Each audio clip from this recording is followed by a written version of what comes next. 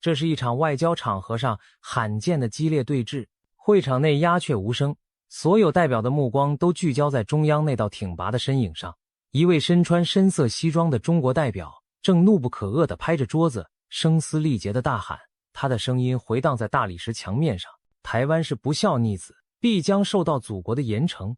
短短一句话如同惊雷，把原本平静的国际会议现场瞬间引爆。许多与会者瞠目结舌，不敢相信自己听到了什么。刹那间，空气仿佛凝结，紧张气氛在各国代表之间流窜。几个翻译人员面面相觑，不确定该如何翻译这种情绪激昂的斥责。坐在前排的美国代表微微皱眉，欧洲多国的代表交换了一下眼神，现场弥漫着一种诡谲又尴尬的气氛。山本和夫听到不孝逆子这几个字时，眉头微不可察的一皱，但随即恢复了镇定。这一幕发生在联合国一次重要会议上，让现场外交官们既震惊又尴尬。究竟是什么话题让中国代表如此失态地怒吼出不孝逆子这种词眼？台湾问题再次成为国际舞台上的焦点。原来就在稍早之前，日本代表在发言中提到应倾听台湾2300万人民的声音，并支持台湾更有意义地参与国际合作。这番言论触怒了中国代表张伟民。事情的起因是稍早时，山本和夫在发言中提到应倾听台湾2300万人民的声音，并支持台湾更有意义地参与国际合作。这番言论触怒了中国代表张伟民。这名中国代表名叫张伟民，是中国常驻联合国代表团中的资深外交官。然而此刻，他早已抛开平日里的外交辞令。张伟民平日就以强硬姿态闻名，是典型的战狼派外交官，但此刻他的表现更像是一位愤怒的父亲在训斥不听话的孩子，满脸通红，额角青筋直跳，言辞如刀剑般刺向空气。在他的陈述中，台湾被描绘成一个背叛祖国的叛逆省份。他声称台湾当局勾结外部势力，企图分裂中国，甚至抬出了历史旧账，指责日本当年殖民统治台湾，如今又干涉中国内政。张伟民的语速极快，显然处于情绪爆发的巅峰。他一边怒瞪着日本代表的方向，一边粗声咆哮：台湾自古就是中国领土不可分割的一部分。1895年，日本侵略中国，强行割走台湾。1945年，日本战败，台湾理所当然回归中国版图。现在竟然有人妄图否认历史，支持台湾独立，这是对二战战后秩序的公然挑战，也是对中国主权的粗暴干涉。现场不少人听到这段充满历史恩怨与民族情绪的发言，不禁面面相觑。中国代表将民族情感与战争胜利编织在一起，把台湾问题提升到了反法西斯战争成果的高度。他的语调激昂，每一句话都夹带着对日本的谴责与警告。就在众人屏息不语之时，日本代表山本和夫缓缓站起身来，他整理了一下西装，先向主席点头示意，请求发言权，然后用沉着而清晰的声音开口了：主席先生，各位同仁，刚才中国代表的发言极其激烈，我理解台湾议题的敏感性，但在事实与逻辑上，有些地方我们恐怕需要澄清。我有几个问题想请教中国代表张先生。山本和夫这句不卑不亢的开场，让原本紧绷的气氛稍稍一缓。许多人转头望向这位日本外交官，心想他将如何接招。只见山本代表神情坚定，语速不疾不徐，一字一句地提出他的疑问。接下来提问环环相扣，步步紧逼，以至于被台湾媒体称作6大世纪之问。这位年过50的日本外交官经历过各种国际谈判场面，面对中国代表的咆哮仍保持着难得的冷静。他推了推鼻梁上的细框眼镜，深吸一口气，准备开始他的发言。山本代表首先提出了第一个问题，直击历史事实。他语气平静却句句有力。他问：张先生，贵国中华人民共和国自1949年成立以来，可曾有哪怕一天在台湾行使过统治？从未治理过的土地，何来所谓的回归？这一问如同当头棒喝，逼得张伟民瞬间语塞。事实上，更早在1895年，清政府在马关条约中被迫将台湾割让给日本，从那时起，台湾整整50年脱离了中国统治。1945年日本战败时，代表中国接受日本投降并收复台湾的是中华民国政府，而中华人民共和国在那时还根本不存在。也就是说，北京当局从建政到现在，从未在台湾拥有过哪怕一刻的实际管辖权。山本代表此问，不仅是在拷问中国代表，也在提醒在场各国，台湾一直由台湾人自己管理，北京对台湾的主权声索在历史上并无事实支撑。值得一提的是，1949年国共内战以中共夺取中国大陆政权告终，蒋介石领导的中华民国政府退守台湾，两岸自此分治迄今。这段历史是理解今日台湾地位的关键背景。张伟民眉头紧锁，似乎想要反驳什么，但一时语穷。他显然没有料到对方会用如此简单直接的事实来质疑中国对台湾的主张。会场内许多代表听到这个问题，也不禁若有所思地点了点头。不待张伟民回神，山本代表接着发出第二问。他问：中国常说国际社会都承认台湾属于中国，那请问有哪一项国际条约明文规定台湾主权属于中华人民共和国？战后国际条约中是否存在这样的法律依据？这问题像把手术刀，直接切进了台湾地位的法理根基。许多与会者一听，立刻意识到这牵涉复杂的战后条约历史。事实上，在二战结束后签订的1951年旧金山合约中，日本宣告放弃台湾和澎湖的权利，但条约并未明确指定台湾由哪个政府接管。由于当时中国内战导致两个政权对立，这份重要的国际条约中根本没有提到将台湾主权移交给中华人民共和国。听到这里，张伟民脸色微变，他当然熟知中国官方的立场。北京一直援引1943年的开罗宣言和1945年的波茨坦公告来声称台湾已归还中国。然而山本代表巧妙地避开了那些政治宣言，而是要求中国代表指出真正具有国际法效力的文件。对此，张伟民一时无法给出具体答案。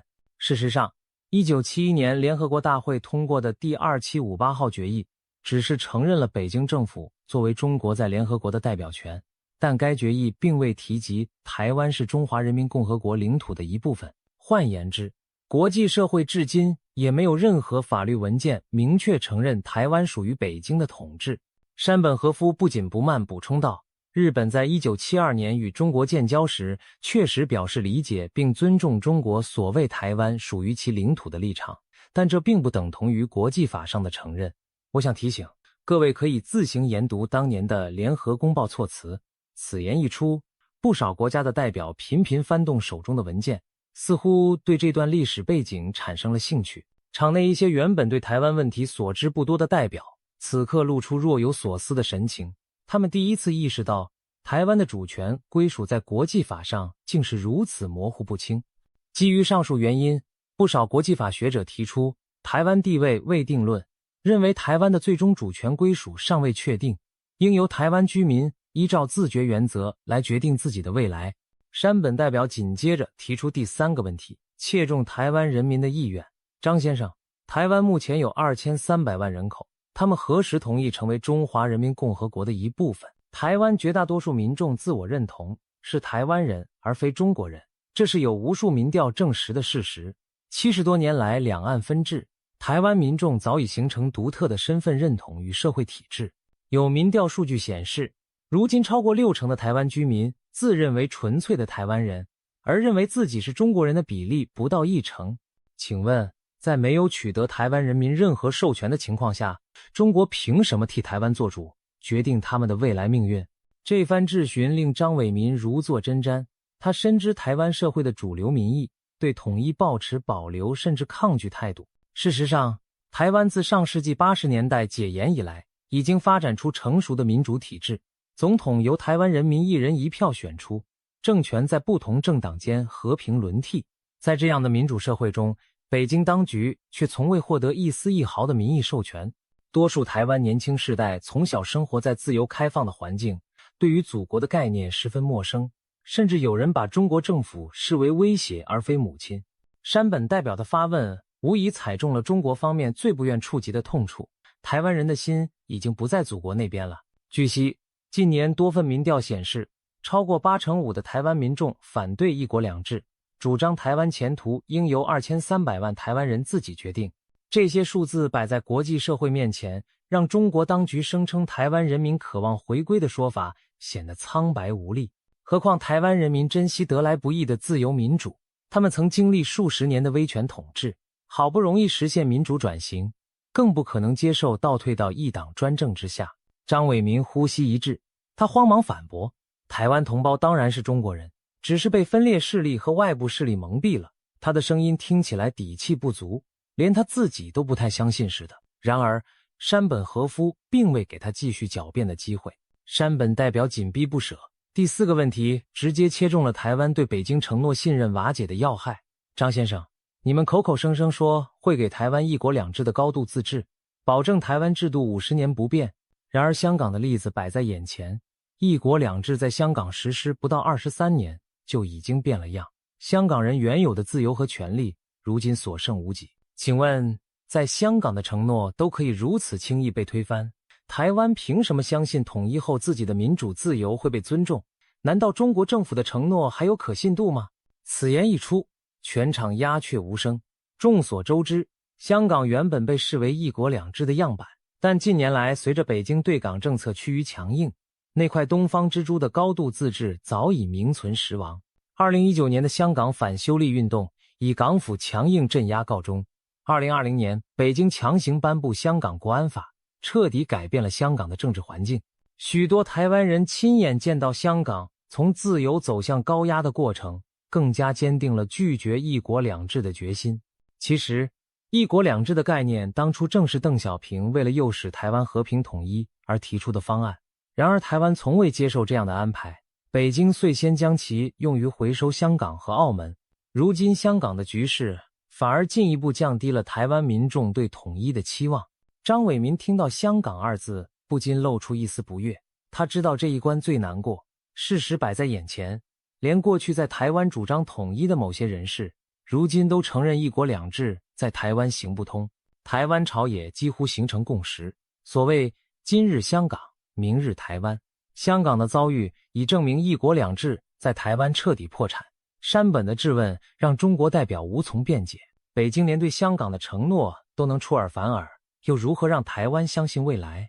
中国代表的脸色愈发难看，他梗着脖子强硬回应，香港是中国的特别行政区，维护国家安全理所应当，一国两制在香港的成功是毋庸置疑的。然而这番话底气不足，在场众人心知肚明，如果一国两制如此所谓成功，为何香港社会近年来怨声载道，人才出走？中国代表的辩解更像是在对自己喊话。山本代表丝毫不给对手机会，第5问如连珠炮般射出。张先生，几十年来，中国通过断绝台湾的外交关系，在国际组织封杀台湾，还有频繁在台海军事恫吓，种种手段无非是想让台湾屈服。然而结果如何？台湾民心因此更亲近祖国了吗？还是更疏远？全世界也看在眼里。如今支持台湾参与国际社会的声音越来越强，中国的打压反而让更多国家对台湾表示同情和支持。请问中国代表，你们是否反思过这种对台策略是否已经完全失败，只会适得其反？这一连串犀利的反问如同连续出拳，打得张伟民无言以对。事实的确如此，多年来北京在国际上极力孤立台湾，不让台湾出现在任何正式的国际场合，甚至连世界卫生大会这种公共卫生领域都要排除台湾。例如，每年世界卫生大会期间，都有多国提出邀请台湾以观察员身份参与，但都被中国以一个中国原则阻挠。一些友邦的代表在会场为台湾仗义直言，痛批将2300万人口的健康问题政治化。中国对台湾的排挤不仅损害台湾人民权益，也引发国际道义谴责。另一方面，台湾的正式邦交国从数十个减至如今仅剩10余国。但与此同时，美日欧等主要国家纷纷通过立法、经贸和高层互动等方式强化与台湾的非官方关系。台湾在疫情期间的防疫表现和对外援助也赢得许多国家赞赏，日本、美国等更是向台湾捐赠疫苗，伸出援手相助。同样的，在联合国组织中，台湾已被排除超过半个世纪。每年联大期间，台湾友邦都会提案讨论台湾的国际参与，但都被中国以程序手段挡下。然而台湾民间并未沉默，每年都有台湾代表团和民间声音出现在纽约，宣示台湾不会放弃在全球舞台上发声的权利。另一方面，中国对台湾不断施加军事压力，例如频繁出动战机绕台，军舰在台湾周边演习，造成区域紧张升高。这些举动不但没有吓倒台湾人民，反而使他们更加反感北京。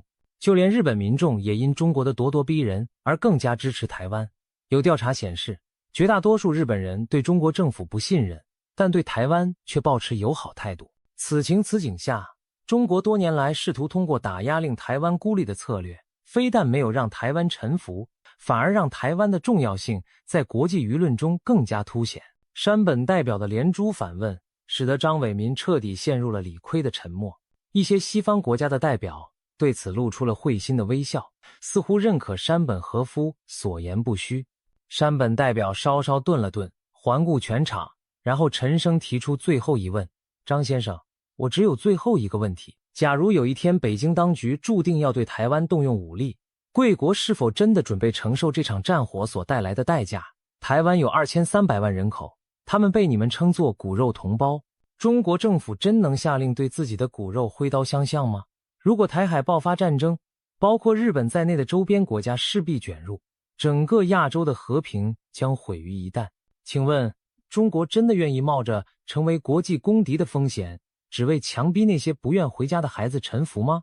山本这番慷慨陈词道出了台海若起战端的可怕后果，不仅无数生命将在战火中消逝，全球经济产业链也将遭受毁灭性打击。这最后一击如同重锤，砸得中国代表张伟民脸色煞白，冷汗直冒。他张了张嘴，却发不出声音来。山本和夫默默注视着对方，会场一时间寂静无声，气氛紧张的仿佛连空调的嗡嗡声都听得见。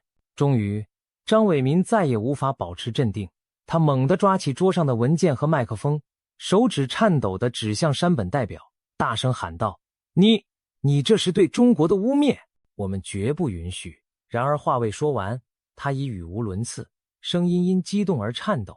现场许多代表眼看中国代表如此失态，不禁露出复杂的表情，有人摇头轻叹，有人面露不安。会议主席连忙敲响了木锤，要求各方冷静，维持会议秩序。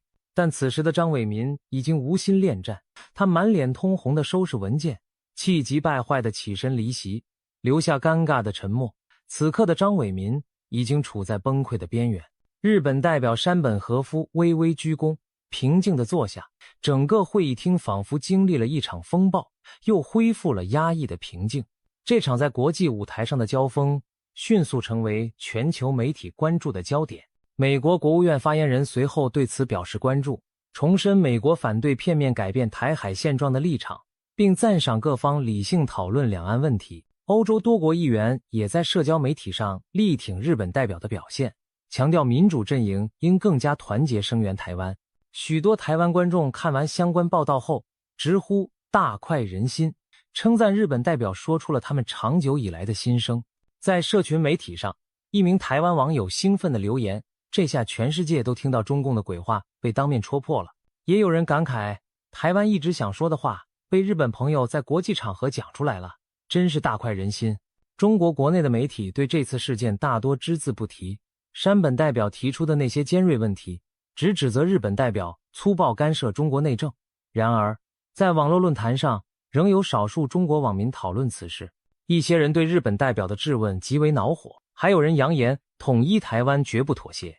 但也有更冷静的声音开始质疑，为何这些问题我们自己从不敢正视。然而六大世纪之问所引发的思考远非封杀言论所能消弭。回顾山本代表的六大提问，可谓一针见血，地点出了台湾问题的6个核心症结。首先，历史现实不容回避，中共政权从未统治过台湾，却声称拥有台湾，这在史实上站不住脚。第二，法理基础薄弱，支撑北京对台主权声索的国际法依据相当不足，既无和平条约，也无国际决议明文确认。第三，民意不可轻忽，台湾人民大多不认同中国身份，不愿放弃自由民主，自觉意愿强烈。第四，信任荡然无存。香港的一国两制承诺被撕毁，让台湾对北京任何承诺都缺乏信心。第五，策略适得其反。中国对台的打压威胁只会让台湾更疏远，也引起国际反感与反制。第六，战争后果严重，诉诸武力将造成人道灾难和全球动荡，是各方都承受不起的代价。可以说，这六问步步深入，层层拆解了北京对台政策的矛盾与盲点，令在场众人无不深思。台湾的舆论场上也掀起热议，有评论认为，这场外交交锋象征着国际舆论的天平正逐渐倾向支持台湾的一侧。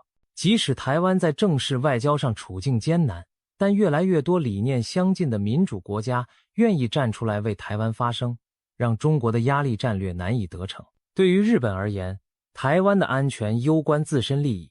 日本的琉球群岛离台湾最近处仅100多公里，一旦台海有事，日本难免卷入战火。正因为如此，日本国内朝野对台湾问题格外关注，台海局势已被视为日本国家安全的重要一环。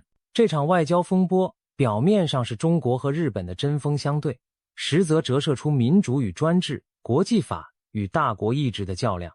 悬而未决的台湾地位问题，终究需要各方理性对话与和平解决，而不是谁的嗓门大就算数。后续在该会议上，美国、加拿大、澳洲等国的代表也陆续发言支持台湾，更积极地参与国际事务，强调台湾的民主成就和抗疫贡献不应被忽视。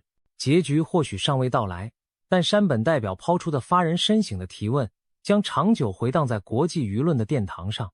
对于台湾来说，身处巨人角力的风暴中心，更需要团结自强，灵活应对瞬息万变的局势。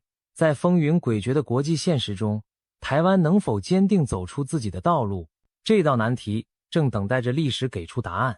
毕竟，台湾不但是亚太地区自由民主的灯塔，其高科技产业更在全球供应链中扮演关键角色。世界离不开台湾的晶片，也欣赏台湾人民的韧性与创造力。可以预见，围绕台湾的国际博弈将持续，而台湾唯有站稳脚跟，才能在风浪中站稳阵脚。